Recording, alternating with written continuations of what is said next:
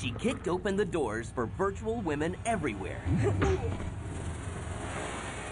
Someone asked me who Lara Croft is. I'd have to say that she's the infamous female adventurer. And broke every rule. For them to have a female character was something very, very different, and people said we were mad. I mean, there was very heated discussions. Real-life legends wanted a piece of her. Bono called us. He wants to have Lara Croft on the Pop Mart tour. And she became every boy's fantasy. My mom is very worried. I haven't had a date in a long, long time. Lara Croft is very, very real to me. My friends say she's too real.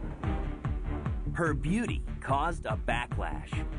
She's unproportioned. That's not natural. You know, physics it doesn't work like that. While her adventures inspired millions. Lara is a fantasy. She is what everybody wants to be, boy or girl. She represents an Indiana Jones type character where you can go out and find something, hunt it down, take care of the baddies, and then prevail over evil.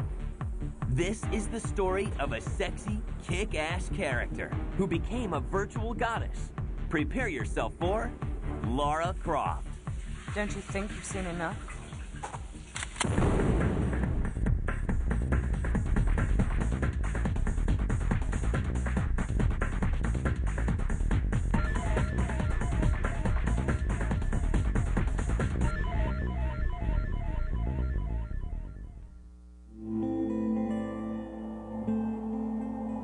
In 1988, the world of video games is pretty limited. For the most part, there were very rigid genres. There was fighting genres, there was role-playing games, sports games, and driving games. Confident he could make better games, Jeremy Smith, a 27-year-old computer salesman, uses an inheritance to start his own game development company. His kid brother soon joins the ride. People would come to Core Design with a concept or a game idea. So for a good 4 years, we were developing games, some of the old classics, Rick Dangerous and things that sort of went out and that we developed, but not under Core Design name. After years of developing, the brothers decide to come up with some concepts of their own. They Thunderhawk and a few other successful titles. And by the mid-1990s, the red-hot Core Design is adopted by gaming giant Eidos Interactive. And just in time, because the brothers are preparing to drop a bombshell on the entire video game industry. We sort of still have to wake ourselves up and pinch ourselves that we, you know, very sort of created this character. This character comes from a brand new concept.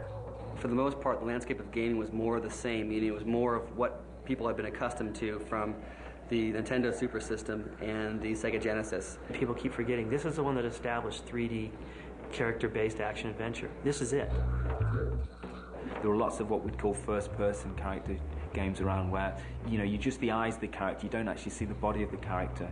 And we really wanted to move it to the next level. And where will this new character live? And we had this idea that we wanted to be a sort of an adventurer, and we go to these strange, bizarre places in the world, but so let's do it through a video game. And this new adventurer, what would he be like? And we wrote down things like we wanted the character to have an agility, a coyness. We wanted people to relate to the character. We wanted them to be vulnerable. We didn't want the character to be sort of a muscle-bound superhero. The closed minds began to open. And when we wrote all it down, it actually was a woman. The idea of having a woman play the lead character in an action game stirs controversy.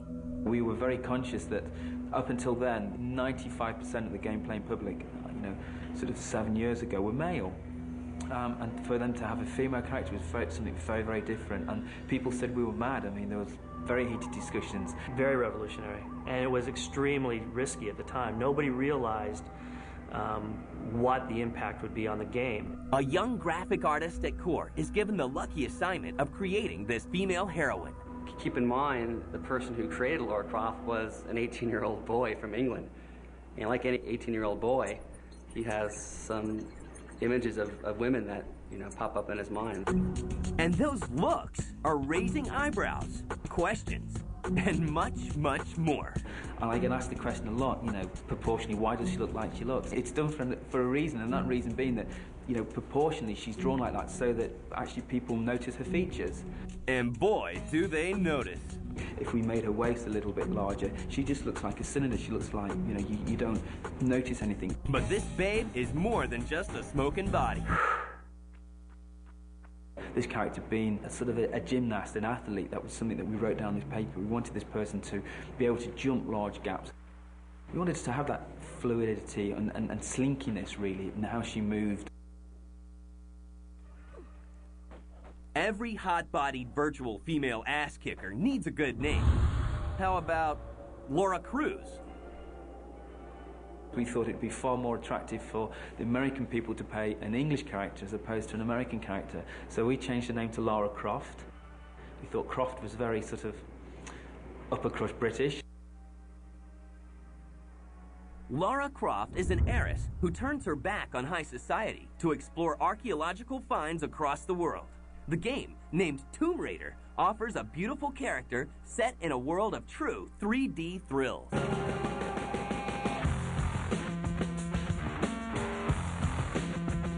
Suddenly people could be in that room and they could look around, whereas before it'd just be purely a 2D game which moved left and right of the screen. And it blends action and adventure like never before. You have these true 3D environments. You have a character that you can maneuver and control. It's time to debut the voluptuous heroine. We went to the Consumer Electronics Show and we displayed it, and the buzz was amazing. Literally, the game took off. And there was just throngs of people in front of it. Tomb Raider is released on PC, Sega Saturn, and PlayStation in late 1996. Lara Croft sets out on her first adventure to find the Scion, a treasured artifact from Atlantis. The game creates its own category. It wasn't just fighting, it wasn't just role-playing game, it was all those together and formed a new genre, action-adventure.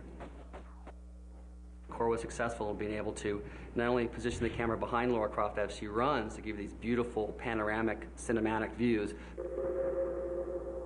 And those panoramic views of 15 massive 3D levels, as well as the smashing gameplay, propel sales. Lara's natural assets aren't overlooked either. When you go to see films, you don't see crusty old grandmas in the lead roles. You see beautiful people. In this case, Lara Croft's a female, so why not make her literally and figuratively bigger than life? But it's her ass-kicking mentality that really turns gamers on. She takes no crap, for lack of a better word, from males. She's in there to win it. She basically enters every situation to come out on top. So make some room, boys, because Lara Croft has arrived. I remember going to the local store and seeing people walking out with the game and queuing to buy the game, and I was just standing there thinking, this is so bizarre. Tomb Raider sells more than 1 million copies in less than 4 months. She was kind of a bigger-than-life force. She really drove the boat, actually. We just kind of hopped on and went along for the ride. But every good character needs a good nemesis. There was a site that was strictly set up to essentially exploit Lara.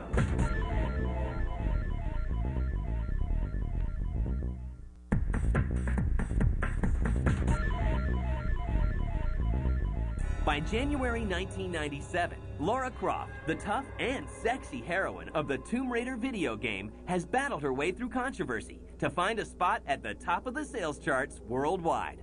It was even more of a phenomenon in the European continent. I mean, across the European continent. In fact, Tomb Raider is a bigger deal in Europe than it is in the US. We knew at some point in development we'd got something special and different because there was so much interest into the game. But, you know, we were incredibly naive.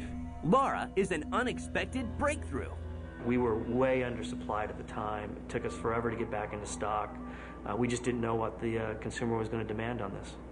The buxom babe is leading a revolution. The environments were so real. They're also exotic. Lara Croft's been called Indiana Jane, the female equivalent of James Bond, and she very much is that. Tomb Raider goes on to sell more than 4 million copies, and its star appears on more than 40 magazine covers worldwide. Fans and her creators aren't crazy about her.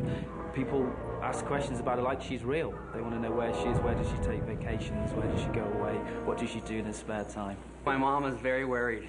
I haven't had a date in a long, long time. Lara Croft is very, very real to me. My friends say she's too real. Since Lara's busy exploring the depths of the world and stuck inside her virtual environments, each year a lovely lass is chosen to represent her at special events. We have a little entourage that she travels with. It includes 2 makeup artists, a handler, if you will, and 2 bodyguards, because she really is swarmed at the show, and now people look forward to it. But some of the real-life Laras cause real-life problems. Rona, she just started saying that she was Lara Croft. And Lara wouldn't do that. Lara wouldn't open a EB store in Derby, England. And it's like, well, yes, she is. You're Lara Croft. We're paying you. Get your ass up there and open up that store. So, you know, but she still was the best. Noah McAndrews was a fantastic model. Until we found out one day when a Playboy showed up on my desk with her on the cover, which was at first exciting, but then when you went and saw the pictorial, that's something Lara Croft would never do. Or would she? There was a site that was strictly set up to essentially exploit Lara and to show her naked. That was not how we wanted our image portrayed, really our corporate icon portrayed. And so we went after them with a vengeance, and we shut it down. Core Design is given a tough assignment by parent company Eidos. Deliver the next Lara game in time for Christmas 1997. Almost everybody expected a second game, which was strange to us because we never even thought about doing one. What Eidos did was go back to Core and say, look, we've had this success. We've got to figure out a way that we can get this game year in and year out. We actually developed it over about a 9-month period, which was madness in hindsight. This time, Lara is teamed with a powerful partner. Well, right after Tomb Raider 1, we then signed our exclusive agreement with Sony. And, you know, Lara became sort of an icon that was very much associated with Sony and with the PlayStation 1. For the Core Design team, making another Tomb Raider gives them a chance to take care of some unfinished business.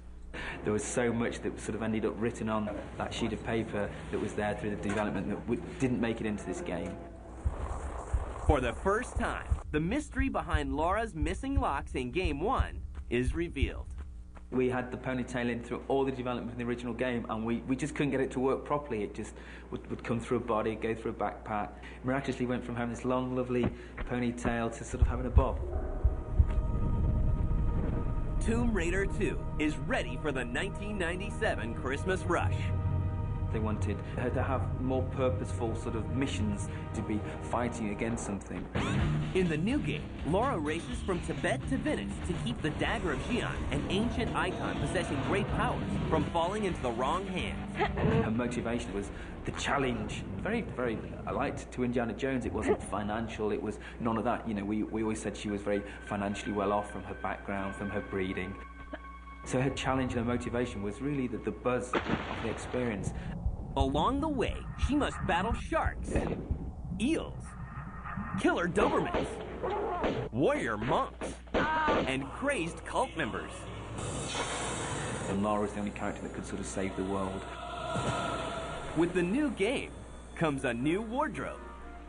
We'd said, look, she's been to all these exotic locations in the world, and suddenly she's going to go into the ice, and she can't have her little shorts, bless her, she's going to freeze.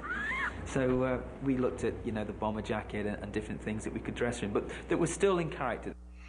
Lara's modes of transportation. Lara in a boat driving around Venice was so great for us to do. And technological advances refine the beauty's features. So Lara physically, you know, she went from having sort of, I can't remember the exact number, but 180 sort of polygons, things that make her up, to maybe 200. So suddenly she became a little bit smoother. The extra polygons enhance Lara in more ways than one. Eidos releases her measurements as 38, 24, 34. This causes an uproar. she's unproportioned. That's not natural. You know, physics aren't, it doesn't work like that. We never intended to be sexist, and I hope we never came across as sexist. This was a character that we created and loved. I mean, we love Lara. And fans love Lara's new look and the new game. With smoother gameplay and more complex puzzles, Tomb Raider 2 sells more than 2 million copies, only weeks after its release on PC and PlayStation in November 1998. It's that horrible word, and it's that must-have. It was a must-have game. People that had PlayStation, and it became their lives. These people, I know people that took weeks off work and sat in a room, in a dark room, and played Tomb Raider. Other video game companies now have their own babe-like characters. Lara seems to have proven that girl power is dollar power, and that she is the reigning queen of video games. There are Lara Croft books, and plans are announced for a live-action movie featuring Lara's character. And the animated actress is invited on tour with one of the world's most popular bands. It's you two on the phone, it's like, yeah, wow, you know. I thought it was a joke when I got an email from Agent Smith at Core saying, Bono called us, he wants to have Lara Croft on the Pop Mart tour. You know, Paul, it's the tour with the huge video screens, and they want to have Lara Croft on there. It was just like, you know, Christ, these are huge, huge, huge megastars, and they'd like to use Lara. It was such an honor, really. Lara's invincible. In November 1998, Tomb Raider 3, Adventures of Lara Croft, is released. Tomb Raider 3 had a lot of suggestions from gameplay that we took from the gamers and the folks from Core, you know, digested them and picked the ones that made sense and actually put them in there. Lara's new quest has her searching for an ancient meteor that possesses life-giving powers, set in 5 dazzling new locations, like India, Antarctica, and England. Her look, she was further developed. She had more outfits. She became a little bit slinkier in her movement. We sort of reanimated, we reinvented her almost. We sort of re-looked at all of the moves that she'd had and changed them all. Let's meet the new, more limber Lara. We introduced elements that we'd never had before, crawling. We sort of went a lot more on the climbing element of it and the monkey swing element of it. New vehicles. And even more evil enemies. Initial sales are promising, but for the first time, reviews are less than glowing. You know, for me, as a consumer and player of the game, as well as obviously being responsible for it, I think the third was probably our weakest. Your perception is bad. I don't know about that. Lara's fans were disappointed, but nothing could prepare them for what would come next. Don't you think you've seen enough?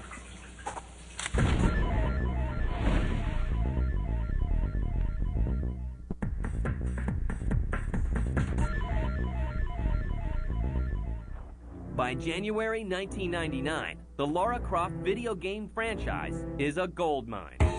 Lara Croft launched Eidos literally in '96, and we rode on the back of Lara to where in 1999 we were literally the fastest growing stock on the NASDAQ, the fastest growing company, mid-sized company in the world. Our stock went from something like 9 to 109 in less than a year. Lara is a fantasy. She is what everybody wants to be, boy or girl. She represents, in a way, an Indiana Jones type character where you can go out and find something, hunt it down, take care of the baddies, and then prevail over evil.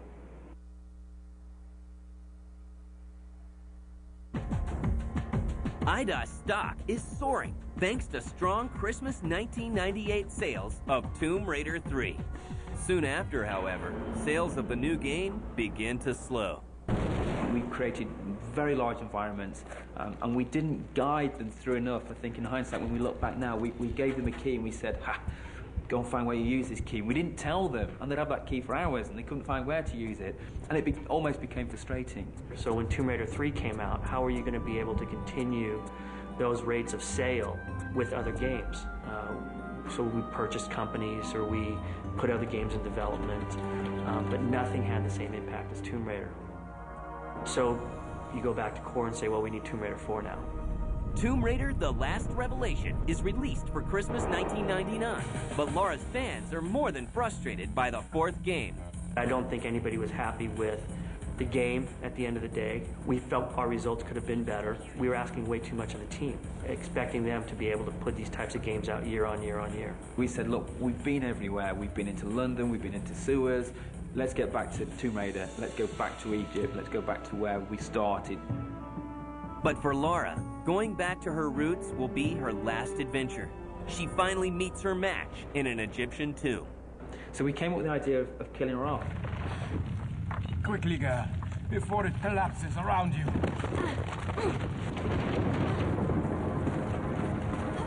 We also thought we'd get a holiday if she wasn't around. We always thought that the consumers never believed for one moment we're going to kill Lara off. But it gave us a clean slate.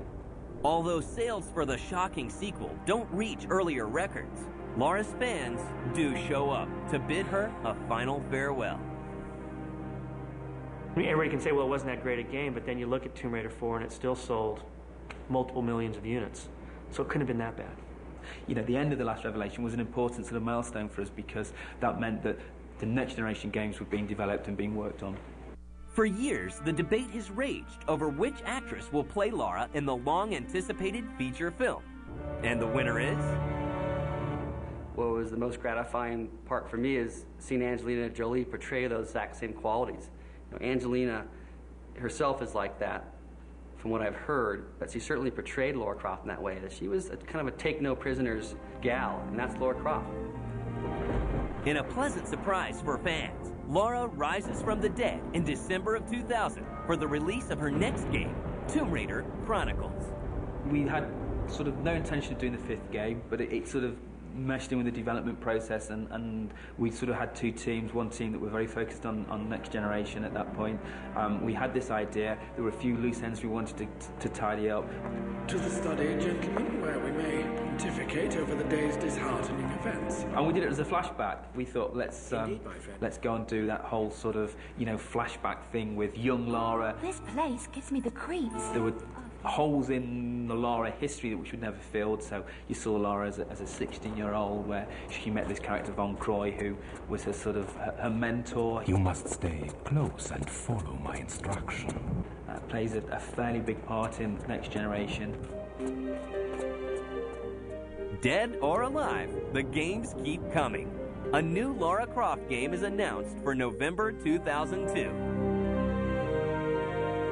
It's going to be called The Angel of Darkness. It is Lara in a whole new light, in a whole new world. A little darker, a little edgier, a little grittier. She's not your brother's Lara. She's going to be a new Lara with a new look, and she's in a lot of trouble, and you got to help get her out of it. Something happens in the beginning of this game which suddenly the world is out to get Lara, which is totally alien to her, and that means that the situation that she's in, what she has to do is very, very different. People are going to get a much more in-depth look at her personality, actually be able to experience her feelings, her fears, her likes, her dislikes. She'll be vulnerable for the first time. And for the first time, players will feel a special connection with Lara unlike any before. The Lara that you play will be potentially different than the Lara that I play, not physically in looks, but maybe in outfit, but more so in ability. I might be able to run a little bit faster than you, so I can get through that door that you can never get to because it closes before you get there, but you might be able to climb better than me, so you can shimmy around that corner and drop into that room that I can't get into.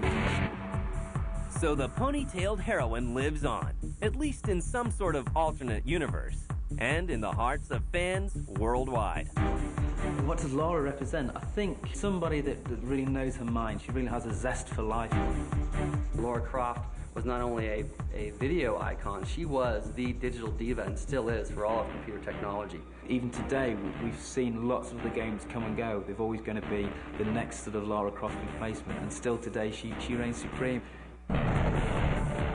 She is the industry icon for the next generation of hardware. Just Lara Croft is kind of a role model for women out there who find themselves sometimes in a male world where they can say, you know what, I'm my own woman. I don't need men. I make my own rules.